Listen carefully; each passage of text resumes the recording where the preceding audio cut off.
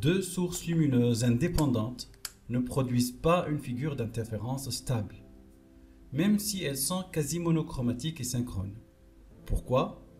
Parce que leurs phases sont aléatoirement fluctuantes dans le temps. Et par conséquent, le déphasage phi entre elles est aléatoirement fluctuant dans le temps. La moyenne temporelle du terme d'interférence est alors nulle et l'intensité résultante est simplement la somme des deux intensités des deux sources. Nous avons déjà proposé une solution pour remédier à cela. L'idéal serait d'utiliser deux sources produisant des signaux lumineux identiques, parce que même si leurs phases sont fluctuantes, la différence de phase, elle, reste stable au cours du temps. Elle ne dépend que de la position m dans l'espace. C'est ce qu'on appelle deux sources cohérentes entre elles. Alors la question maintenant est, comment faire pour réaliser de telles sources? En fait, il existe plusieurs dispositifs qui permettent de le réaliser. Dans cette vidéo, nous commencerons par les trous de Young. Dans la première vidéo de la série, nous avons introduit la diffraction. Rappelez-vous, en plaçant un trou sur le chemin d'une onde lumineuse plane, provenant d'une source primaire très éloignée, elle subit une diffraction. Le trou agit alors comme une source secondaire, produisant une onde sphérique. L'ouverture angulaire, l'angle θd, est donné par le rapport lambda sur d, lambda étant la longueur d'onde et d le diamètre du trou. Sur un banc d'optique, faisant aligner une source primaire, un laser par exemple de longueur d'onde lambda égale 632,8 nanomètres, une surface opaque comportant un trou de diamètre d égale à 60 micromètres et un écran situé à une distance grand D de l'ordre de 2 mètres. Nous observons une figure de diffraction comportant une tâche principale de diffraction en forme de disque et des tâches secondaires en forme d'anneau d'intensité beaucoup plus faible. Cette répartition particulière de l'éclairement sur l'écran, cette forme, est entièrement due au phénomène de diffraction. Mais il n'est pas dans notre programme ici de développer les calculs. Nous nous contenterons seulement d'admettre ce résultat ainsi que cette formule qui donne en ordre de grandeur l'ouverture angulaire de cette tâche principale. L'idée est maintenant claire. Pour obtenir deux sources secondaires identiques, donc synchrones et cohérentes entre elles, nous pouvons utiliser deux trous. En effet, toute fluctuation de cette onde incidente se retrouve exactement reproduite simultanément par ces deux sources, d'où leur parfaite cohérence. Voilà donc les deux sources lumineuses cohérentes que nous cherchions. Pouvons-nous observer leurs interférences sur l'écran? Il reste encore une petite condition. Si les deux trous sont trop éloignés l'un de l'autre, les deux ondes diffractées risquent de ne pas pouvoir se superposer. Et sans superposition des ondes, pas d'interférence. La condition à rajouter est alors, les deux ondes, synchrones et cohérentes, doivent se superposer dans une région de l'espace commune. Cette région est appelée champ d'interférence. Pour les trous de Young en particulier, il faut qu'ils soient assez proches l'un de l'autre si l'on veut obtenir un champ d'interférence. Et c'est là, dans cette région commune, que nous pouvons observer les franges d'interférence. Pour bien confronter cette notion de champ d'interférence aux résultats discutés lors de la vidéo précédente, il n'est pas possible avec les trous de Young d'observer des projections de ces hyperboloïdes sur un écran placé en une position quelconque. Peut-on observer des anneaux en plaçant l'écran ici? Non, la lumière diffractée ne peut pas atteindre cet angle-là. L'écran reste sombre ici. La lumière diffractée ne peut éclairer que cette petite zone en face des trous. Et c'est là qu'il faut placer l'écran. C'est là que se trouve le champ d'interférence. Mieux encore, pour éviter que les franges d'interférence ne soient trop serrées les unes contre les autres, donc difficiles à distinguer entre elles, il faut que les deux trous soient très proches l'un de l'autre, typiquement quelques centaines de micromètres. Nous confirmerons ceci par le calcul un peu plus loin dans la vidéo. Pour le moment, voyons ce que cela implique pour le champ d'interférence. Les zones éclairées par les deux trous, leurs tâches de diffraction respectives, sont pratiquement confondues. Leur champ d'interférence possède presque la même forme qu'une figure de diffraction par un seul trou. Et bien sûr, c'est uniquement dans cette zone, dans cette tâche, que les franges d'interférence rectilignes sont visibles. Pour être un peu plus précis dans notre description, plaçons un repère cartésien sur cet écran et exprimons l'intensité lumineuse I en fonction de la coordonnée X, d'un point M sur l'écran. Il faut alors commencer par exprimer le déphasage phi de la formule de Fresnel en fonction de X. Pour relier cette coordonnée X aux positions des deux sources, repérons le point M par sa coordonnée θ. Cet angle entre ce segment du point A jusqu'au point M et l'axe optique. La relation entre θ et X est simple. Dans ce triangle rectangle et au premier ordre de développement limité, θ est approximativement égal à tangente de θ qui est égal à X sur D. Rappelons aussi que phi en M est le déphasage de l'onde 1 par rapport à l'onde 2. Pour obtenir l'expression la plus générale du déphasage en M, intercalons phi en S, c'est la phase de l'onde primaire au point source S. Ce terme est le déphasage de l'onde en S par rapport à l'onde en M.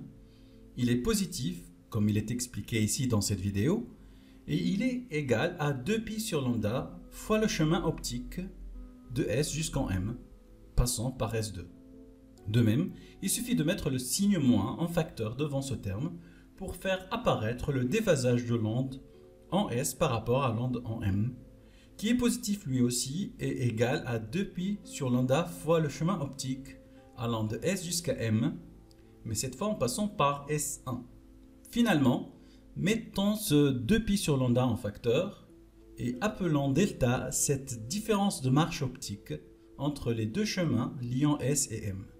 Ce résultat, phi égale à 2π sur lambda fois delta, est général. Nous le retiendrons car il nous sera utile dans l'étude des autres dispositifs interférentiels, dans nos prochaines vidéos. N'oubliez pas de vous abonner et d'activer la petite cloche pour ne pas les manquer. Utilisons ces formules dans le cas particulier des fentes de Young. On retrouve bien ce R2 moins R1 car le seul milieu ici est le vide, ou l'air d'indice 1 presque, et les chemins optiques SS2 et SS1 sont symétriques, donc égaux. Pour exprimer cette différence en fonction de la coordonnée X, il faut prendre en considération le rapport des distances D sur A. Il est de l'ordre de 10 à la puissance 4. Si nous les représentons en respectant cette échelle, nous voyons que les segments S1M et S2M sont pratiquement parallèles, puisque leur intersection est infiniment éloignée. Cet arc de cercle de centre M, orthogonal à ces deux rayons, admet alors une courbure négligeable, donc il est assimilable à un petit segment. Ce que nous venons d'obtenir ici est la représentation géométrique de la différence R2 moins R1. L'angle θ, qui sert à repérer le point M, nous le retrouvons ici, dans ce triangle où delta est la longueur du côté opposé. Alors delta égale R2 moins R1, qui est égal à l'hypoténuse A fois sinus θ, qui est approximativement égal à A fois θ, au premier ordre du développement limité puisque θ est un angle très petit. Il ne reste plus qu'à remplacer ceci, ici, dans l'expression de delta et voilà. C'est l'expression de la différence de marche en fonction de la coordonnée X du point M sur l'écran. Il s'agit d'une relation algébrique, bien que nous ne l'ayons démontré que dans le cas d'un X positif. Elle reste valide si X est négatif, et dans ce cas, delta est négatif lui aussi. En multipliant par 2π sur lambda, nous obtenons le déphasage correspondant. Phi est égal à 2π fois AX sur lambda D.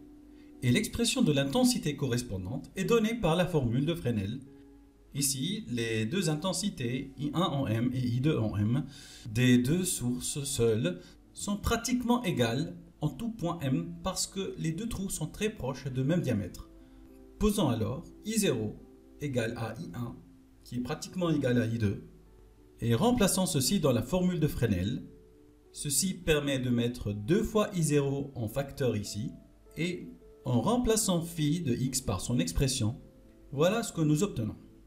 I en M égale 2 fois I0 multiplié par 1 plus cosinus de 2π fois AX sur lambda D. C'est l'expression de l'intensité I en fonction de la position X sur l'écran. Si I0 était constante, alors I évoluerait périodiquement en fonction de X. Voilà la représentation de cosinus de 2π AX sur lambda D. Et voilà la représentation de 1 plus cosinus de 2pi ax sur lambda d. Elle évolue entre 0 et 2. En la multipliant par 2 fois i0, nous obtenons une fonction périodique de même période que ce terme cosinus, mais qui oscille entre les valeurs 0 et 4i0. La période, notée i, est l'inverse de ce facteur, donc elle est égale à lambda d sur a. Le maximum de i est un maximum de lumière, ce qui correspond à une interférence constructive, donc au milieu des franges brillantes. Et son minimum est un minimum de lumière, ce qui correspond à une interférence destructive, donc au milieu des franges sombres. Cette fonction i en x décrirait une figure d'interférence comme celle-ci. Toutes les franges se ressemblent et couvrent tout l'écran. Mais ce n'est pas ce qu'on observe sur l'écran. Les franges ne se trouvent que dans la tâche de diffraction, donc leurs intensités peuvent être différentes. Ceci s'explique par le fait que I0 en M, qui est égal à I1 en M, qui est presque égal à I2 en M, est en réalité variable, il dépend de la position M, et que c'est elle qui décrit l'effet de la diffraction. En d'autres termes, la figure d'interférence, les franges rectilignes, sont modulées par la figure de diffraction par un trou. Il existe un outil qui simplifie considérablement l'étude des franges. L'ordre d'interférence P est défini par P égale à delta sur lambda, ou de manière équivalente par phi sur 2pi, puisque phi égale à 2pi sur lambda fois delta. Pour comprendre sa signification, prenons en exemple quelques franges particulières. Au centre, en x égale à 0, la différence de marche est nulle, car ces deux chemins optiques sont symétriques, donc égaux. Le déphasage est alors nul, il s'agit d'une frange brillante. Ici, l'ordre d'interférence P est égal à 0. Si M s'éloigne du centre, dans le sens des x croissants, la différence de marche augmente. Et en cette position particulière, elle est exactement égale à une longueur d'onde lambda. Le déphasage est 2pi, c'est une autre frange brillante. Il lui correspond l'ordre d'interférence P égale 1. En avançant de plus en plus, nous rencontrons une autre position où delta est égal à 2 fois lambda. C'est une frange brillante, P égale à 2. Et ainsi de suite pour P égale à 3, P égale à 4, 5, etc. De l'autre côté, la différence de marche est négative. Et en cette position, elle est égale à moins lambda. Le déphasage à moins 2pi et l'ordre d'interférence P est égal à moins 1. Et un peu plus loin, nous trouvons l'ordre P égale moins 2, moins 3, moins 4, etc. Maintenant, il est clair que l'ordre P représente le décalage entre les deux ondes mesuré en nombre d'oscillations qui les séparent. Si les deux ondes sont en avance ou en retard d'un nombre entier d'oscillations, il s'agit d'une frange brillante. À l'opposé, si P est un demi-entier, alors phi est égal à un demi-entier fois 2pi, où delta est un demi-entier fois lambda. Dans ce cas, il s'agit d'une frange sombre. La période petit i de la fonction i de x est la distance séparant deux maximums ou deux minimums consécutifs. On l'appelle interfrange. Nous pouvons retrouver son expression en utilisant l'ordre d'interférence P. Ici, remplaçons delta par ax sur d. On voit que P est proportionnel à x. À cette position x1 correspond un ordre P1 et à cette position x2 correspond un ordre P2.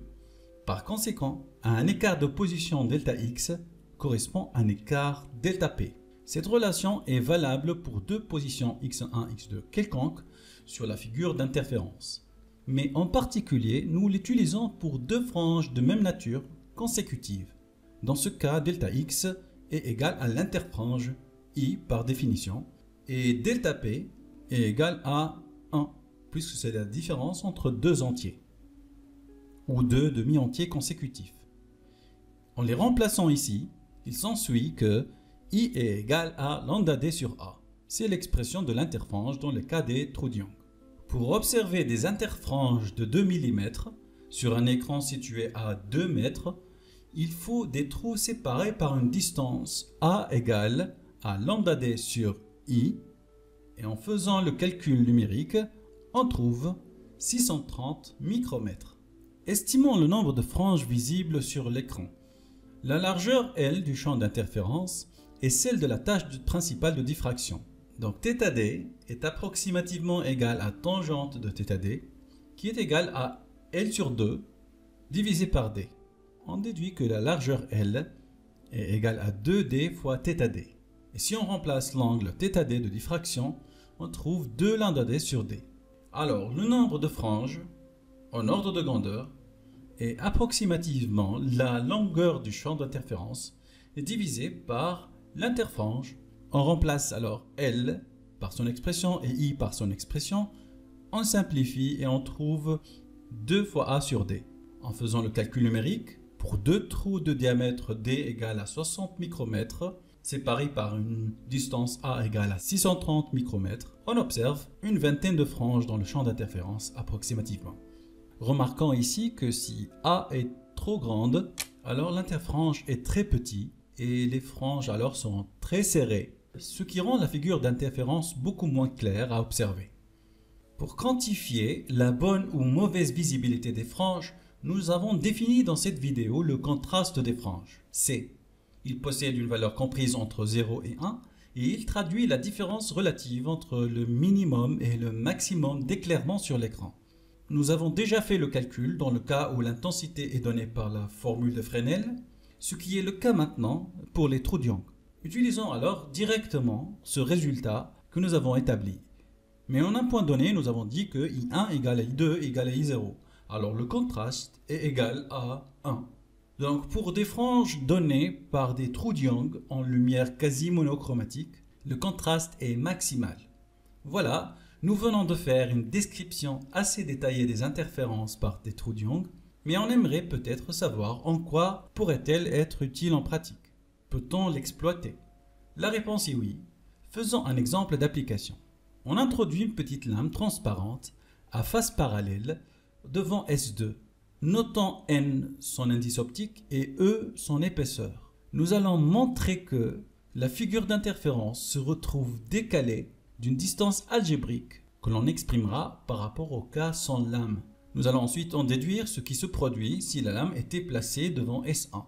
Nous allons enfin calculer l'indice optique N d'un gaz, remplissant une lame à face parallèle d'épaisseur connue, sachant qu'il produit un décalage de 2,6 mm des franges sur l'écran. La présence de cette lame fait prolonger le chemin optique S2M de ce rayon. Donc il faut chercher la nouvelle expression de la différence de marche, delta'. Reprenons cette expression, changeons l'ordre des termes. Nous avons désormais 2 contributions à la différence de marche.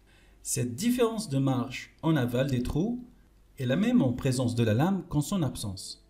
C'est delta qui est égal à R2 moins R1. Mais maintenant, en présence de la lame, ces 2 chemins optiques ne sont plus égaux. Ceci rajoute une différence de marche supplémentaire qui est due à la lame bien sûr. Il se trouve que nous ayons déjà établi son expression dans cette vidéo. Elle est égale à N-1 fois E. On en déduit, en divisant par lambda, la nouvelle expression de l'ordre d'interférence. P' est égal à A fois X sur lambda D plus N-1 fois E sur lambda. Ce nouveau terme ne dépend pas de la position X sur l'écran. C'est une constante qui se rajoute partout à tous les points de l'écran. Pour quantifier le décalage des franges, concentrons-nous sur une frange particulière. Le plus simple est de prendre la frange d'ordre 0 et de calculer sa position.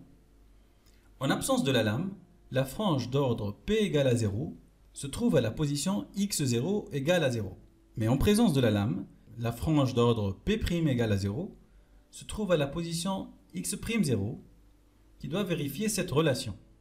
AX0' sur lambda D plus N1 fois E sur lambda doit être égal à 0.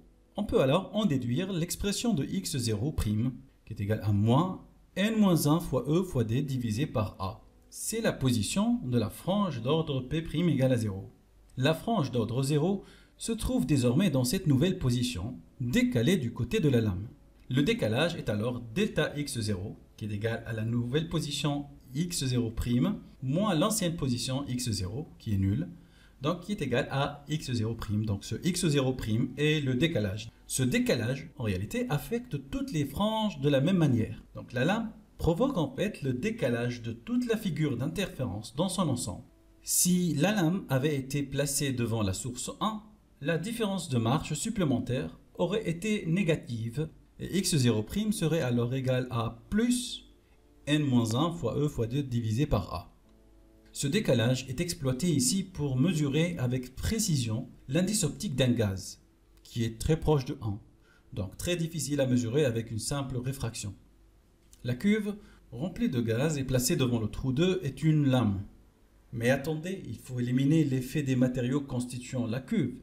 Oui, bien sûr, plaçons une cuve identique devant l'autre trou, mais laissons-la toute vide. En présence des deux cuves symétriques, les chemins optiques sont identiques. C'est seulement la présence du gaz dans celle-là qui crée une différence de marche, donc un décalage de la figure d'interférence. Nous pouvons donc appliquer ceci au gaz. On peut alors extraire n-1 qui est égal à a fois le décalage divisé par e fois d. En faisant le calcul numérique, on trouve que c'est égal à 0,00082, donc l'indice est égal à 1,00082. Attendez encore un instant. Comment pourrait-on être sûr qu'après décalage, cette frange est bien la frange d'ordre 0 et non pas celle d'ordre 1 ou 12? Elles se ressemblent toutes, non? En effet, il faut remplir lentement, progressivement la cuve et suivre instantanément le déplacement de la figure d'interférence. Donc cette méthode de mesure ne marcherait pas avec une lame solide qui fait décaler d'un coup toute la figure d'interférence. Nous verrons comment résoudre ce problème dans une prochaine vidéo. Revenons à notre formule. Il faut insister ici que ce phénomène n'est pas propre à la lame et que ce décalage est dû à la différence de marche.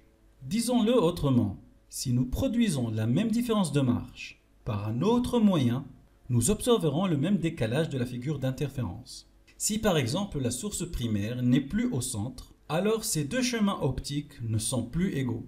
Une différence de marche supplémentaire delta sup se rajoute ici, et cela produit en conséquent un décalage de la figure d'interférence.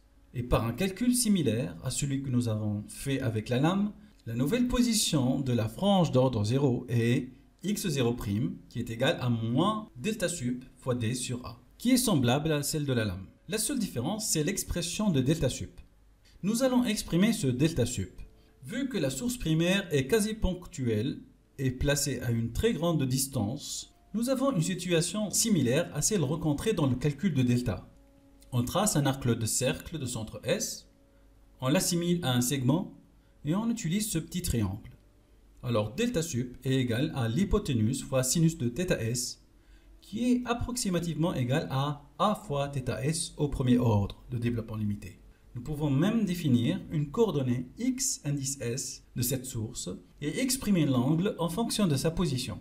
L'angle θs est approximativement égal à tangente de θs qui est égal à xs divisé par la distance ds qui sépare la source des trous. Dans ce cas, l'expression de la différence de marche supplémentaire est a fois xs sur ds. On voit bien que le décalage de la figure d'interférence se produit dans le même sens opposé que celui de la source ponctuelle S. Mais une source parfaitement ponctuelle existe-t-elle vraiment? Quelle dimension doit avoir la source primaire pour qu'elle soit qualifiée de source quasi ponctuelle? Nous répondrons à cette question et étudierons d'autres dispositifs dans notre prochaine vidéo. N'oubliez pas de vous abonner et de mettre un like si vous avez aimé cette vidéo et merci de nous avoir suivis.